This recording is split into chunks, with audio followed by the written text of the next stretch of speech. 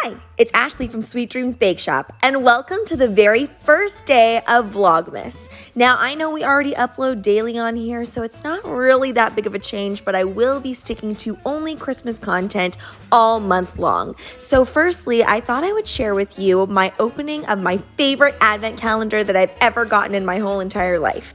Now, full disclosure, I haven't heard great things about this calendar. I have heard that it's not the best bang for your buck, but I just love that this calendar is not a consumable and it's full of things that I will actually be able to keep, and I myself know I'm going to wear these things. I'm going to open each window daily. It's going to be a nice quick thing at the beginning of all my videos. If you want to get one, I will link it down in the description box below. Now, I thought we'd kick off Vlogmas with a good old-fashioned cookie decorating tutorial, and I'm going to be showing you some different techniques on how to decorate your gingerbread cookies. You'll notice that all of my cookies are going to have holes in them for the next couple days because I'm going to show you how we are going to create an advent calendar out of all of these cookies. We are starting off with pipe and flood consistency. If you don't know what I'm talking about, you can go ahead and check out this tutorial in the right-hand corner. You can color block however you see fit, and you can use more than the 2 colors that I'm going to be using today. I like sticking to about 2 to 3 colors just because I find it gives a really nice cohesive look, especially when you're doing something like this where it's a lot of piping decorating. Whenever I'm not doing fancy piping with like a star tip or a French tip, I do opt for a tipless piping bag. Once I went to tipless piping bags, I have never gone back. And unfortunately, I have a whole bunch of number 2 tips that I really rarely use anymore because they used to get clogged so often. So I really love tipless piping bags because you can fix the clogs super easily. I will be putting all of the things that I'm using down in the description box below, and you can go and check those out for yourself to see if those are some items that will work for you.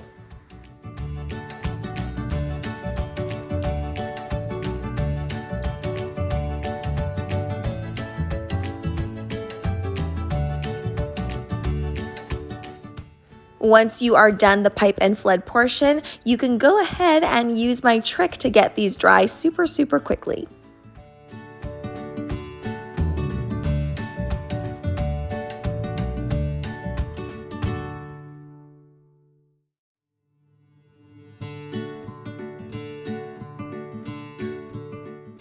I know some people really love the pipe and flood portion and they get a lot of satisfaction out of doing that part, but I love the piping portion. So what I'm doing here is I'm just doing a series of designs, and you can choose to do whatever you see fit.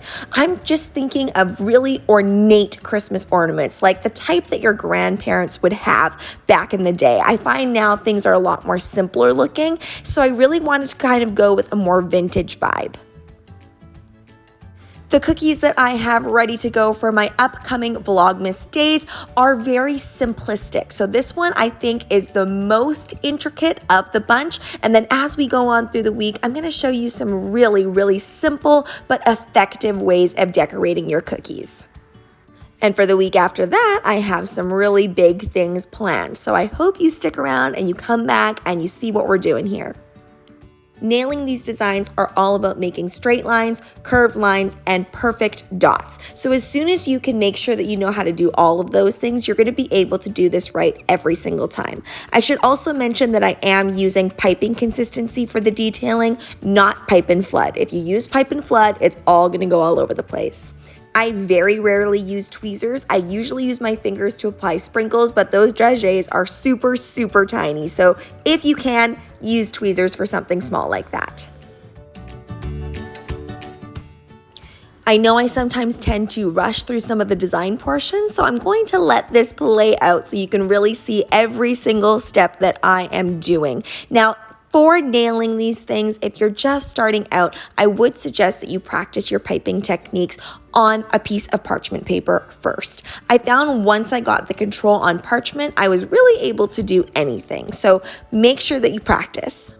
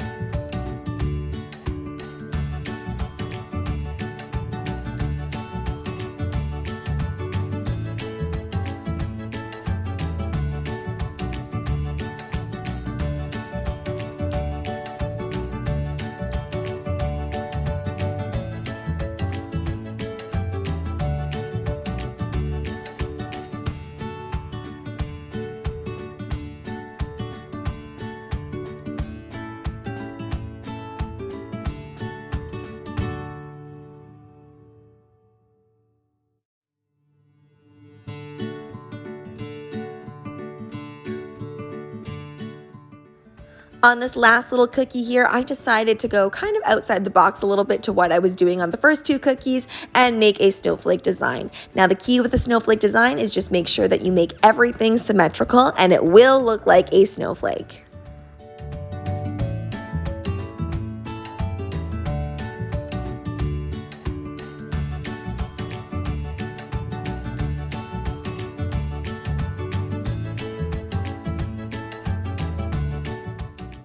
Designs like these are so classic Christmas cookies. I remember when I first started getting into cookies, these are the types of things that I wanted to know how to make, but felt like I could never get there.